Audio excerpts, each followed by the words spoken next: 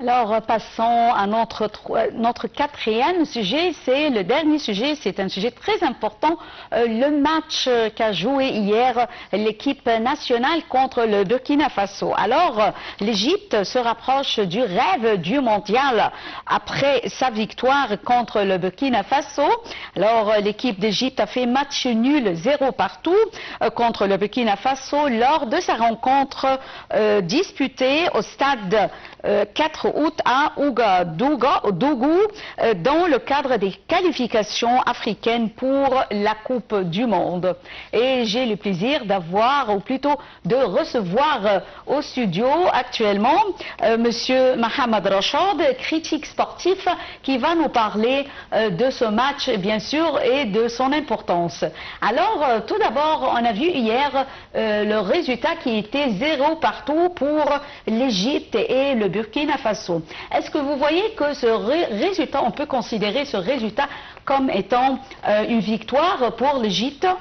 Oui, l'Égypte avait besoin de vraiment hier pour gagner, pour pouvoir se qualifier comme l'équipe de la Jordanie, la Tunisie ou le Maroc. Mais c'est, alhamdoulilah, que l'Égypte a sorti 0-0. Normalement, il y aura un autre match avec le Djibouti, c'est le 6 octobre. Et l'Égypte a besoin de 2 points pour se qualifier. Et je crois que l'Égypte, ça, c'est il montre une pas. Le deuxième pas, ce sera, Inch'Allah, le 6 octobre, pour se qualifier pour la 4e fois à la Coupe du Monde. Oui. Comment, Monsieur Mohamed Rachad, avez-vous vu, ou plutôt, comment évaluez-vous la performance de l'équipe nationale hier?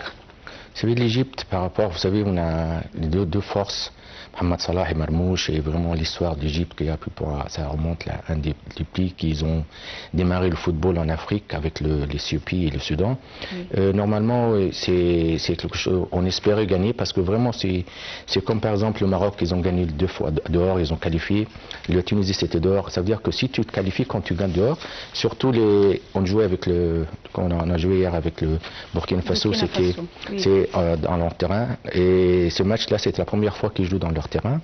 Et vous savez que ils ont tout fait pour pouvoir jouer ce terrain. Ils espéraient faire quelque chose, mais la performance du joueur et la performance aussi de l'histoire des joueurs, on espérait que gagner, mais comme je vous dis que c'est ça le football, tu peux avoir, par exemple, le match qui va se dérouler en octobre, l'Égypte va se qualifier, on espère nos frères aussi algériens qui se qualifient aussi pour la Coupe du Monde. Est-ce que vous voyez que l'entraîneur Hossam Hassan a un peu changé dans l'attitude de l'équipe nationale?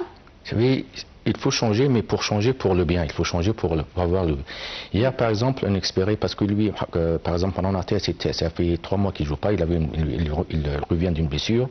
Il y avait aussi Ahmed Eid, il joue dans l'Ismail Masri, qui ne jouait pas.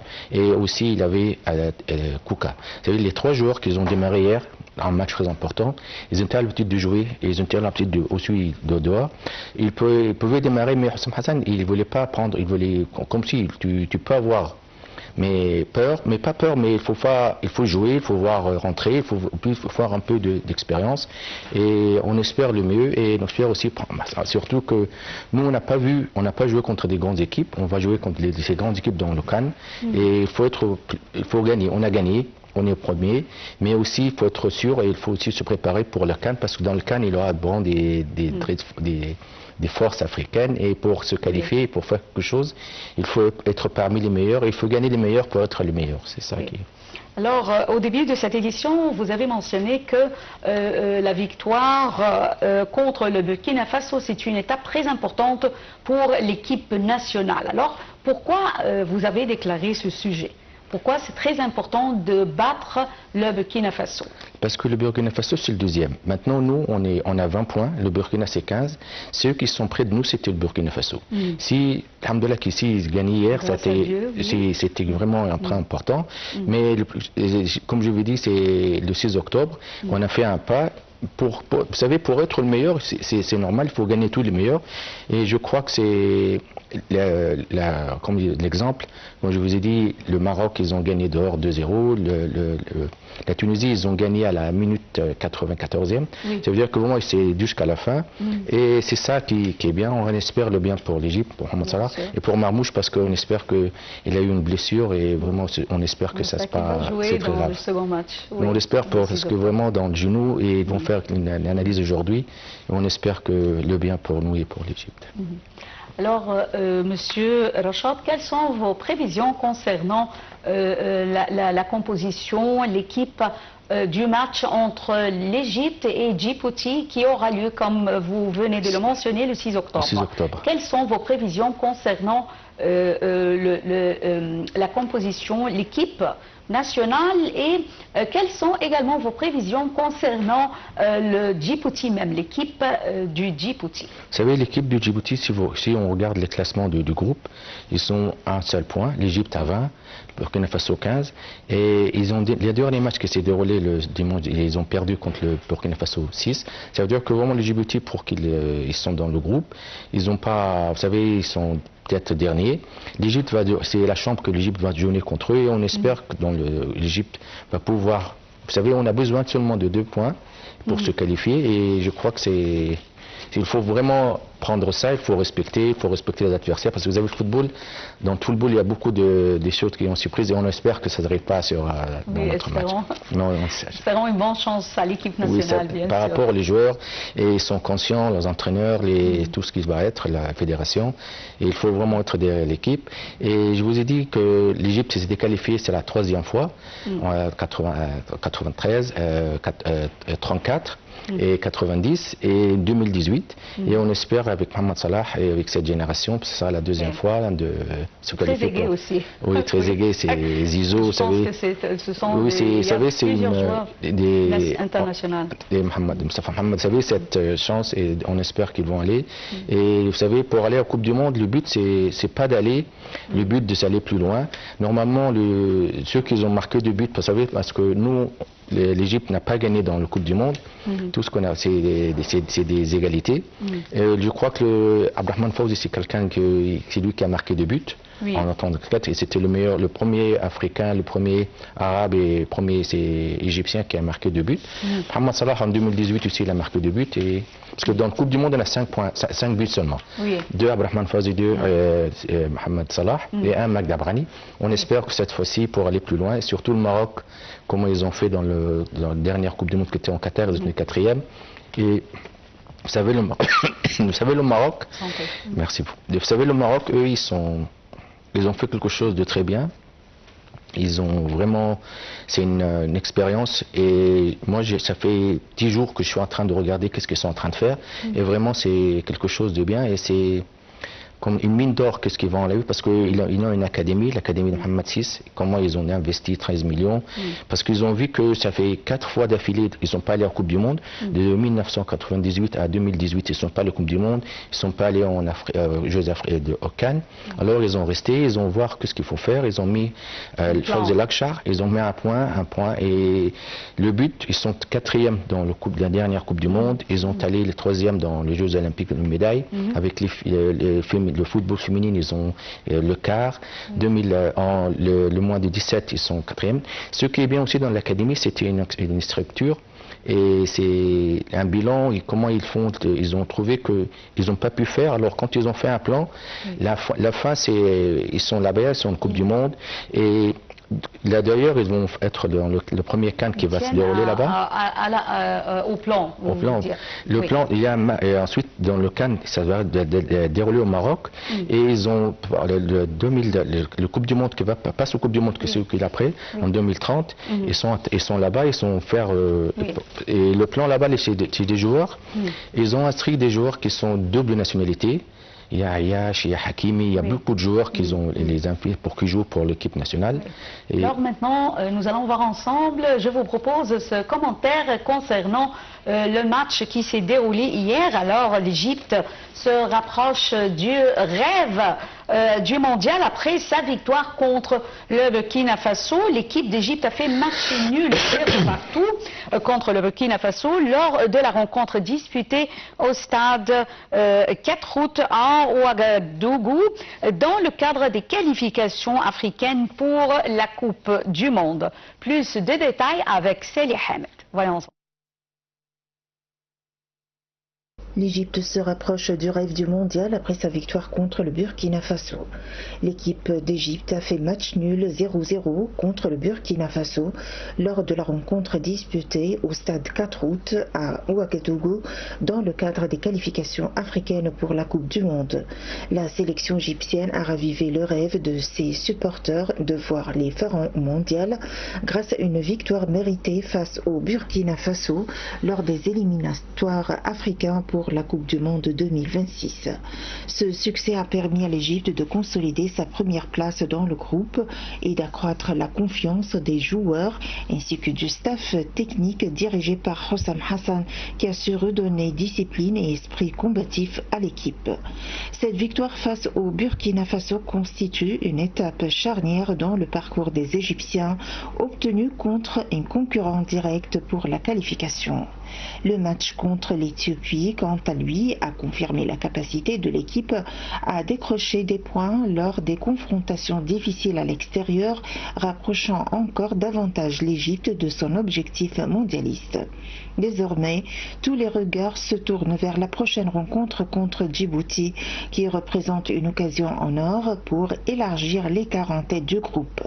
Bien que Djibouti paraisse moins expérimenté et moins armé, Hossam Hassan a mis en garde ses joueurs contre tout excès de confiance, soulignant que seule la régularité dans les victoires peut garantir le billet pour la Coupe du Monde. Alors que les Pharaons poursuivent leur parcours avec détermination, le rêve des Égyptiens reste plus vivant que jamais.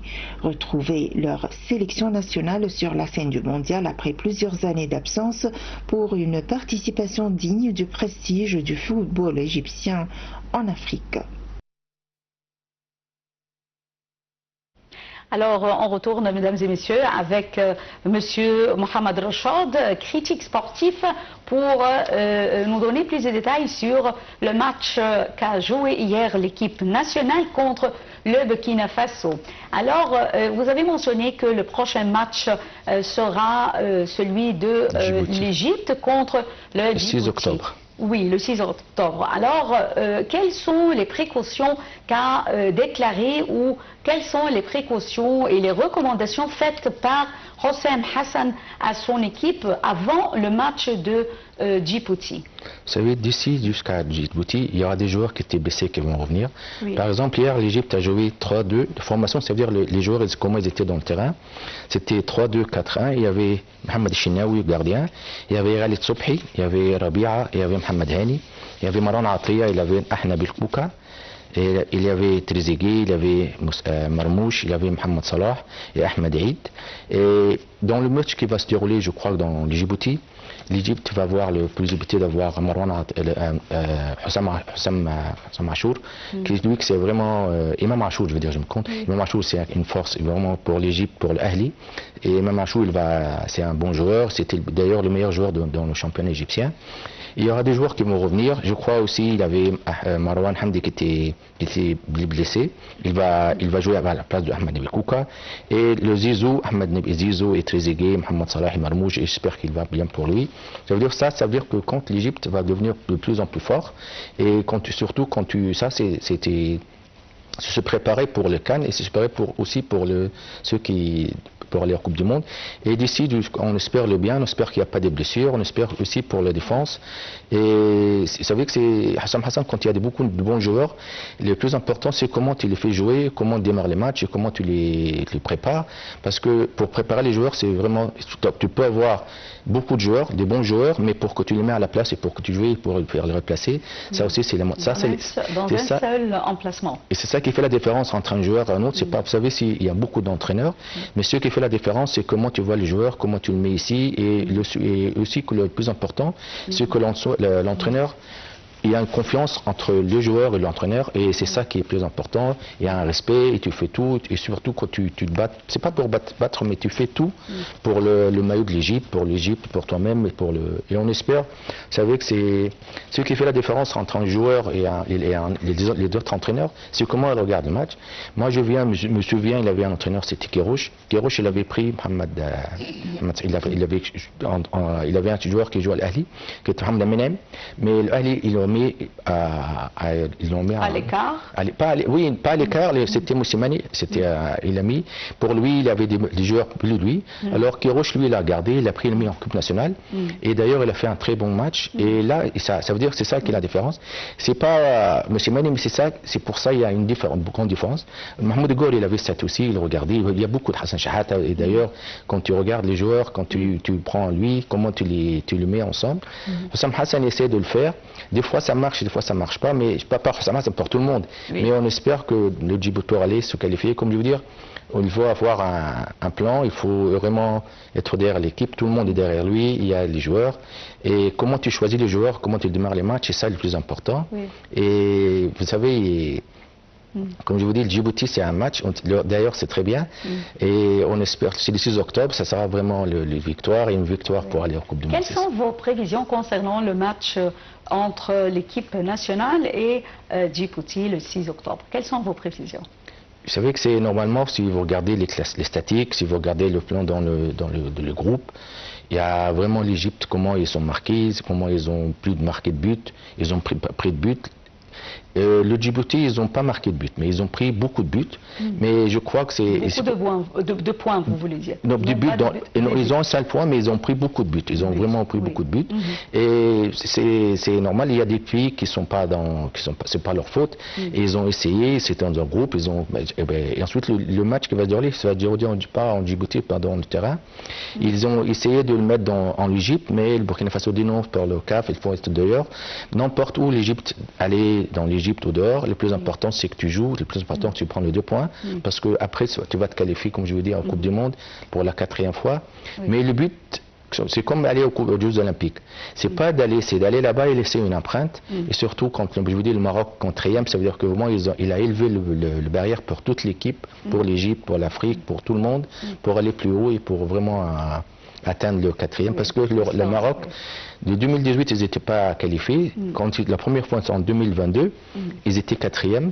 Et vraiment, ils savent comment faire, surtout dans le foot de salle, le foot féminine, toutes les catégories. Et l'Égypte, je crois que c'est du sport. On a les moyens, on a les gens, mais le plus important, c'est comment mettre les points sur les i, oui. Alors, retournons un peu au match d'hier. Alors, selon vous, comment Hossam Hassan a-t-il géré les lignes du jeu? Notamment, ici, on parle de la défense et de l'attaque. Vous savez, c'est... Normalement, Hossam Hassan, quand il a joué contre le Burkina Faso, contre les Supplices, c'était en Égypte ici. On a pu marquer, on a marqué 2 buts, c'était des pénaltys, c'était Marmouche et Mohamed Salah, les deux, on peut dire les 2 zéros. Ils ont tous des zéros, mais il y en a des plus zéros par rapport à là où ils jouent. Et vous savez, Hossam Hassan hier, il était vraiment strict parce que pour qu'il joue Marwan Atay, ça fait 3 mois qu'il ne joue pas, c'était à la place de Hamdi Fatah qui était vraiment une blessure. Il y avait Mamachour qui ne joue pas. Ça veut dire que Hossam Hassan a essayé vraiment il a trop respecté le Burkina Faso, surtout c'est un match dehors. Et normalement quand tu joues dehors, tu as peur des surprises et tu as peur vraiment qu'ils jouent. Et comme eux, ils ont essayé qu'ils jouent en Burkina Faso dans leur terrain, à Ouagadougou. Et surtout, il y avait l'arbitre, vous savez, parce que l'arbitre c'était normalement, dans les matchs qui sont importants, normalement, quand un match, le premier et deuxième, c'est comme un final de groupe, il fallait avoir un arbitre qui va vraiment l'arbitre qui était hier, c'était la première fois, c'était un match vraiment, des fois, il y a des matchs qui sont plus hauts, plus forts que l'arbitre, mais normalement, hier, on dit, alhamdoulilah, qu'il n'a pas eu de pénalty, il n'a pas fait quelque chose de bien, c'était surtout sur des fautes, et ça se voyait, mais comme je vous dis, Hossam Hassan a essayé le plus pour lui, c'était de défense, du milieu de terrain, pour ne pas essayer, par exemple, de donner beaucoup d'espace pour Mohamed Salah, dans Marmouche, et normalement, il a fait le premier changement, c'était à la minute 85, ça veut dire que vraiment, il voulait le match, que ça soit vraiment, pas prendre de but, pas perdre, égaliser, ça veut dire que vraiment, ça, tu égalises, si tu gagnes, tu près de la Coupe du Monde. Si tu t'égalises, ça veut dire que vraiment, tu vas, c'est pas le tour qui est après. C'est-à-dire que vraiment, tu marches, tu essaies de ne pas... Sur le bon chemin. Comme si c'est quelqu'un qui voit une voiture, il ne veut pas, vous savez, c'est la première fois qu'il il a trop peur, il regarde, c'est ça qui est derrière. Normalement, dans le football, il faut vraiment faire, il faut essayer, surtout que le Burkina Faso, au début, ils avaient trop peur de l'Égypte. Et ça se voyait les deux équipes. Et normalement, il fallait vraiment avoir tenter pour vraiment avoir les tirs. Mais ça se voyait que c'est des choix. Il a des choix. Ça veut dire, par exemple, Mohamed était dehors. Tu peux, Zizou aussi était dehors. C'était vraiment, tu mets le banc, tu veux forcer ton banc. Mais à un moment donné, si tu gagnes, mais normalement, Hassan, il ne veut pas perdre, il veut pas ça veut dire jusqu'à la fin. Surtout, perdre, ça veut dire que vraiment tu vas avoir des problèmes. L'État, ça veut dire le chef de la fédération égyptienne. Ça veut dire que tu regardais trop dehors le match. Le plus important, c'est que dans le match, il faut vraiment avoir la confiance. Il a la confiance, mais des fois, la confiance, tu as besoin de le montrer. C'est ça qui est plus important. Oui. On peut dire que c'est la force, la capacité, l'entraînement chaque jour, l'entraînement, la volonté bien sûr également. Vous savez, tout ça, mais comment par exemple, vous savez, la différence, il y a des joueurs comme par exemple Mahmoud El Ghouri, ça veut dire que lui, vraiment, j'étais en proche de lui. Mahmoud El Ghouri, il a fait quelque chose de très bien, c'est que il a pris la Coupe d'Afrique quand il était joueur, en 59, et il a pris aussi, quand il a pris la Coupe du Monde, à Ouagadougou, c'était aussi dans le même terrain avec Sam Hassan qui a marqué. Il a fait vraiment une Coupe d'Afrique. Ça veut dire que il a pris, et ensuite on est allé à la Coupe du Monde, comment il a joué à la Coupe du Monde. Ça veut dire que les entraîneurs, il faut vraiment savoir le nouveau, il faut vraiment être entouré par des gens qui t'aident, et tu sais où aller, et vous savez, pour réussir, il faut vraiment que tout ce qui va te mettre à réussir, tu t'approches. Un plan, vous voulez dire un plan? Un plan, et ensuite, il faut vraiment savoir, parce que le football, c'est vraiment une science, c'est vraiment c'est une monde. Ils disent que le président de FIFA, c'est comme un président. Les gens, d'ailleurs, dans tout le monde, comment le football, comment c'est vraiment, par exemple, les peuples, et surtout les pays, quand il y a un problème, le seul 90 minutes, quand tu regardes, tu oublies tout ce qui t'arrive, tu rentres dedans. Alors, vraiment, le football, c'est quelque chose. Il faut vraiment savoir le nouveau, les entraînements, il faut savoir comment c'est les défenseurs. Et tu mets les programmes par rapport à tes joueurs, par rapport à tes capacités de joueurs. On ne peut pas prendre par exemple un programme qui est dehors et le faire ici, ça ne convient pas. Il faut convaincre notre valeur.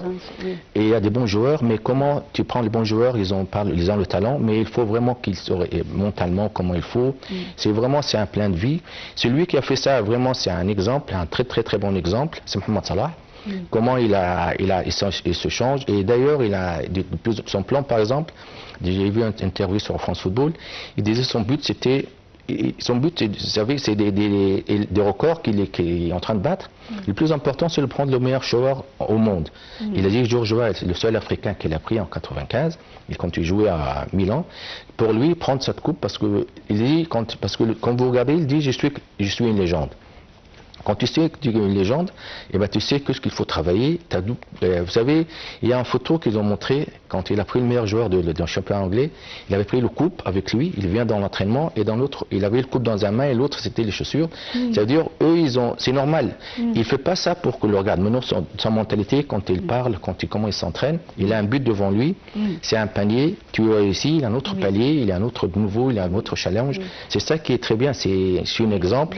Et d'ailleurs, moi, comme Mohamed Salah, quand je vois les interviews ici, c'est normalement autre chose quand il dort, parce que ça dépend comment les questions que tu parles, ça commande comment sa mode de vie, comment il pense.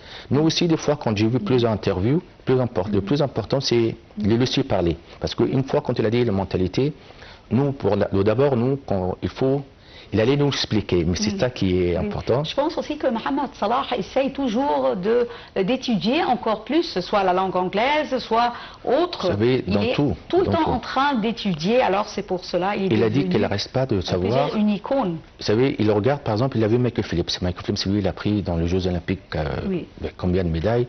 Alors lui, il a vu sa mode de vie, comment il a fait. Ensuite, il te dit, moi, je l'ai vu comment, lui, il a parlé sur le mentalement, il a parlé sur lui. Ensuite, il est allé voir Arsène Wenger. Arsène Wenger, Wenger, il est allé le fois. Normalement, quand l'ancien, quand tu vois quelque chose, le plus important, c'est que tu te prends en photo avec lui. Alors lui, il va le voir, il lui dit, il a celui Franz Wenger, il lui a dit, est-ce que je peux demander l'importance d'être un joueur, les bons joueurs et les meilleurs joueurs. Alors, Wenger lui a dit, le bon joueur, c'est qu'il est le très bon joueur, je veux dire, il est concentré dans son match, il ne sort pas. Alors il dit, moi, j'ai pris ce mot, c'est gravé dans ma tête. Et il y a sa maison, par exemple, il dit qu'il y en a 3 pièces. C'est vraiment des machines. Ça veut dire que vraiment, quand je vous dis, quand j'ai regardé le France Football, c'était France Football et c'était l'équipe. Vraiment, c'est un honneur parce que comment tu vois quelqu'un qui fait ça, être gourmand. Il est gourmand du succès. Gourmand et il est attiré par des gens. Et à la fin, comment il était très simple, et il fait ça. Ensuite, le gars, il me dit, moi, je me concentre avant le match. Des fois, le soir, je reste comme ça et je suis en train de réfléchir. Et quand la balle va venir, et plusieurs fois, ça veut dire, et tu dis, et le plus important, Mohamed Salah, il n'a pas oublié d'où il vient. C'est ça qui est le plus important. Tu es humble, tu es simple. Bien, malheureusement, nous arrivons à la fin de cette émission. Je tiens à vous remercier infiniment, Monsieur Mohamed Rachad, critique sportif, pour ses explications concernant le match d'hier entre l'Égypte et le Burkina Faso qui est terminé 0 partout, mais on peut dire que c'est une victoire pour l'Égypte. Mesdames et messieurs, on arrive à la fin de cette émission de notre programme quotidien Bonjour l'Égypte, mais la transmission en langue française sur Nile TV International se poursuit jusqu'à 13h locale. Merci et restez avec nous. Au revoir.